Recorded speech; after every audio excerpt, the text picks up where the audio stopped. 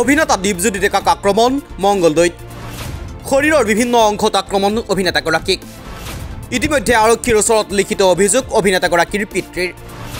ধনমণি ডেকা নামৰ এজন যুৱকৰ বিৰুদ্ধে এজাহাৰ আৰক্ষী থানাত বৰ্তমান পলাতক ধনমণি কোন এইগৰাকী ধনমণি কিয় আক্ৰমণ কৰিলে অভিনেতাগৰাকীক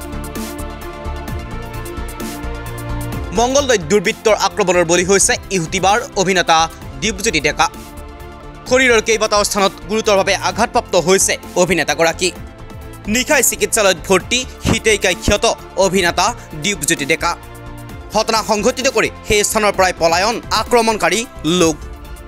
ভঙা টিভি খ্যাত ইউটিউবাৰ তথা হিতেইকাই ক্ষত দীপজ্যোতি ডেকাক নিশা ধনমণি ডেকা নামৰ এজন যুৱকে আক্ৰমণ কৰাৰ গুৰুতৰ অভিযোগ উত্থাপন হৈছে ইতিমধ্যে ধনমণি ডেকা নামৰ যুৱকজনৰ বিৰুদ্ধে অভিনেতাগৰাকীৰ পিতৃয়ে লিখিত এজাহাৰো দাখিল কৰিছে মংগলদৈ থানাত মংগলদৈ আলোকজাৰীৰ একেখন গাঁৱৰে ধনমণি ডেকাৰ বিৰুদ্ধে দাখিল কৰিছে এজাহাৰ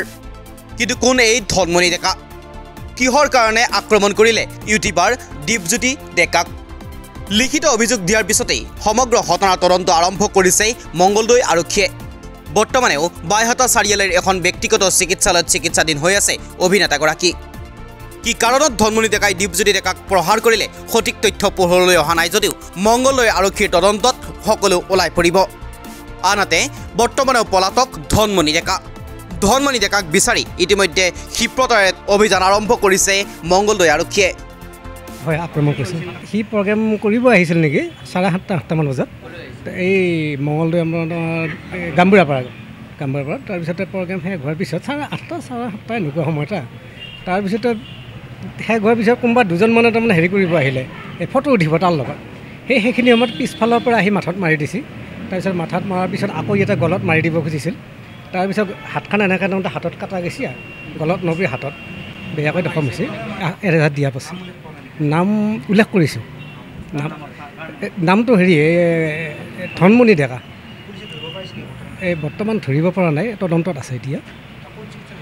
এতিয়া এই চিগনেছ হস্পিটেলত আছে গুৱাহাটী মানে হেৰি আপোনাৰ চাৰিআলি বাইহাটা চাৰিআলি মংগলদৈ অসমীয়া চিকিৎসালয় আনিছিলোঁ